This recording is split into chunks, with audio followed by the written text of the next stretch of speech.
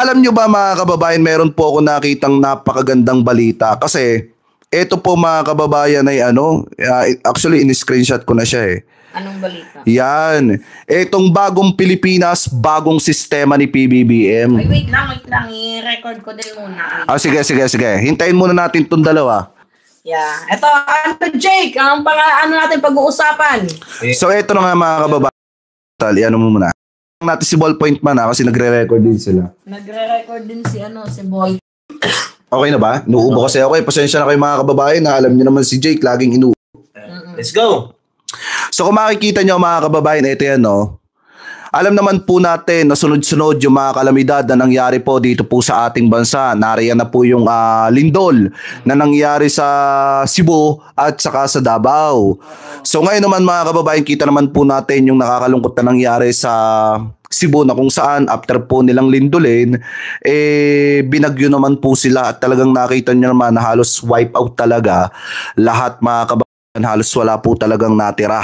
So dahil po dyan mga kababayan, nakita rin naman natin yung sinseridad ni Pangulong Ferdinand Marcos Sr. na kung saan kahit hindi niya kasalanan, Junior, na kahit hindi niya po kasalanan mga kababayan yung nangyari, talagang taus-puso po siyang humingi ng kapatawaran sa mga kababayan Pilipino po natin na naapektuhan. Kasabay po noon yung mga pagtulong din mga kababayan ng ating mahal na Pangulo. Gaya nga po ng sabi dito sa nakita po nating post, babasahin ko na lamang po, bagong Pilipinas, bagong sistema. Ang tunay na leader ay nakikita sa oras ng pangangailangan. So, ibig sabihin... Sinabi ni Lenny Robredo, diba? In the difficult times and in the difficult moments, dapat nag-show up ka. Hindi katulad ng iba dyan, tingnan ninyo, bagyong Tino, ano yung nangyari? Nag-beach. Nag-beach, nagsaya-saya pa. Mayroon pang inarkelahang mga yung nag-aapoy-apoy. Fire dancer. Diba? Naalala niyo yung nakaraan na itong si Sara Duterte may bagyo dito sa Bagyong Karina. Luzon. Tapos nandun siya sa nag-attend na kasal sa Cebu. Ay, hindi pa yun, meron pa yung diba? Taylor Swift. Iba pa yun. Oo, yung tumakas siya, pumunta siya ng Madrid ba yun? Madrid o ano? Diba? Priority po yung panunood ng mga concert, yung apoy-apoy, diba? Kumpara sa pagtulong po sa mga tinamaan ng bagyo. Diba? Anong tawag po dyan sa ganyang klaseng tao? May pong katawagan dyan ngayon na inilabas po ng mga scientifico. Oo. Angka. Ano yung angka? Ano yung angka? Ang kapal na mukha mo. Biruin nyo mga kababayan kung gaano katindi yung pinaggagawa ni Sara Duterte. Useless nga, tama yung comment useless VP. Walang kwenta, inutil, walang silbi. Meron pang bago katawagan dyan. Hindi libelous yun Garbage Vice President. Tama. Oo. Actually, mga minamahal kasi dapat supposedly, if you are a public servant, you are meant to serve the public. Yan yung sinasabi ko sa inyo. Pero ano yung ginagawa niya? In the difficult times, in the difficult moment, mas inuna niya magdamierda, mas inuna niya yung sarili niya, magsaya. Tama ba yun? Tapos, ito yung malala kasi instead na sana tulungan niya yung presidente, binabash niya pa. Like parang bare minimum lang yung ginagawang pagtulong. Like parang ganun wala naman daw kasi ginagawa yung presidente natin. Binabash niya na walang ginagawa daw yung presidente. Pero ito mga kababayan kung walang ginagawa si presidente, tuloy natin yung... Ayan, pakita natin. Yan. Diba? Ayan, basahin natin ang sabi dito. Bago mo basahin, ito. Sinasabi niyo walang ginagawa si PBBM. Sa sobrang daming ginagawa ni PBBM, hindi ko na po maibalita sa inyo lahat. Tama. Oo. Kasi tulad na lamang mga kababayan, itong deklarasyon ng State of National Calamity, agarang aksyon para sa mga nasalanta. Ito yung DSWD QRF na nagkakahalaga mga kababayan ng 627 million pesos, standby funds, 2 million family food packs na naitulong mga kababayan. Tapos yung rapid distribution to 9 region. Ito pa mga kababayan, basahin pa natin, maraming nagawa si Presidente. Mabilis ang aksyon, tuloy-tuloy ang pagbangon, random ng bawat pamilyang nasalanta. Ang tulong ni PBBM at DSWD sa bagong Pilipinas, ang gobyerno ay hindi lang tumutulong, kasama din sa pagbangon mga kababayan. So kung titingnan ninyo, naandyan po yung relief goods, cash aid, early recovery, at yung mga pagtulong din ng ating gobyerno. So eto, ayan Sobrang linaw, mga minutes. Di ba? Pakita mo doon sa iba nating camera. Kasi, pag mga DDS kasi, ang nakikita lang kay President Bongbong Marcos, puro mali. Yung mga tama, wala silang pakialam kasi masyado na silang nakita ko na ngayon. Fanaticism kasi sila. Nakita ko na ngayon na si PBBM talaga. Wala talagang ginawa si PBBM. Si Sara Duterte yung maraming ginawa. Kaya nga lang, ginawang mali. Puro re-upload yung ginagawa nila. Oo, kasi napagtanto. Kaya ang daming re-upload. Yung mga luma nilang mga pagtulong. Yung Bagyong Tino. Diba? Yung Bagyong Tino, 'di ba, kakasalanta pa lang ng Bagyong Tino. Ang nangyari doon, lahat ng mga pinost sa OVP, mga re-upload lang.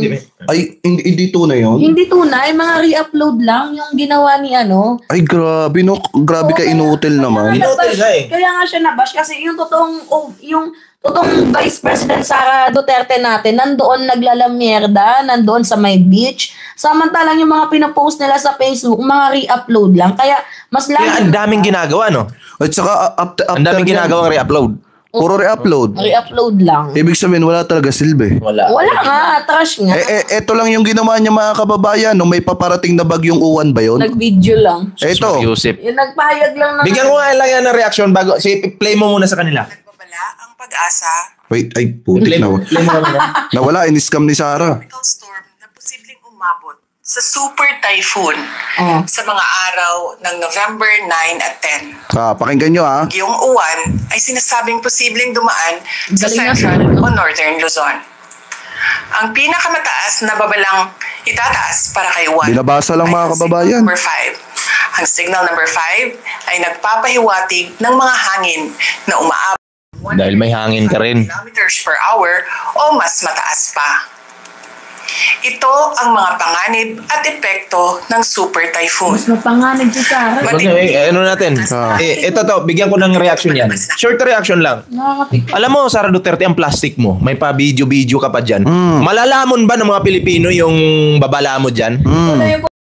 Oo. Ang gawin mo na lang sana, nag-ipon ka ng mga relief goods para itutulong pag dumating na yung bagyo, di ba? Kasi ito yung nakakatawa, men. Bago pa dumating yung bagyo, di ba? Alam naman natin na may Philippine Area of Responsibility. Nakikita naman natin kung anong oras, anong petsa tatama yung bagyo. Pero ito yung nakakalungkot kasi despite na kahit alam nila, hindi man lang nag-ready ang Office of the Vice President ng pwede nilang relief goods na pantulong. Instead, ang ginawa niya, mas inuna niyang maglamierda.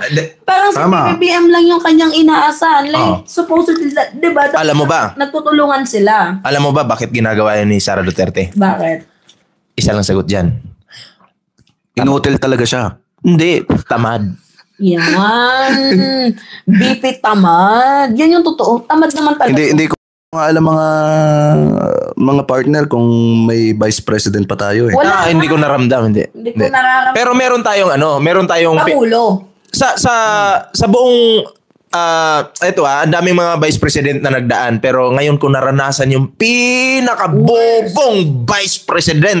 Baka matay ka dyan, baka matay ka na kakaano mo. Na. Diba? Hoy, balik nyo kay kay Meral Cubeta ang usapan. Scam kasi yan. Scam mga kababayan. Ito, pasadahan natin ng konti ha. Hoy, Marcoleta, alam mo naman, naghihirap ngayon yung mga kababayang Pilipino natin. Bakit hindi mo na ipatupad ngayon yung 2,000 pababa na libreng kuryente kung talagang may malasakit ka? Yan. Diba? So, ang dami kasing nauto, 'di ba? Porket sinabi lang 'yun ng isang politiko. Sabi ko nga sa mga vlog ko ito.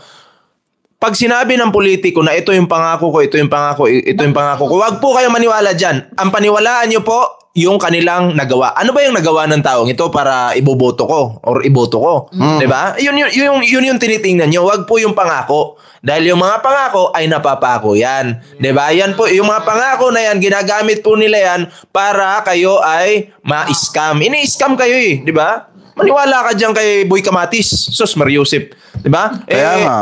Sinasabi pa nga niya sa inyo na, mahal yung bilihin, ganito, ganyan. Nung nag-survey ako, wala pala, sinungaling ka, 'di ba? So yun mga kababayan, ang point naman ng pinag-uusapan namin dito about po sa issue na yan si Presidente Marcos yung kanyang gobyerno nagtatrabaho habang si Sara Duterte tuwing may sakuna ay nagpapasarap po ng kanyang buhay. Kung kayong tatanungin mga kababayan, ang masasabi ninyo hingil po dyan sa issue po na yan? Sa tingin nyo mga kababayan, talagang wala na ba talagang kwenta itong si Sara Duterte? Comment below na lamang po kung ano pong opinion ninyo hingil po sa topic na yan.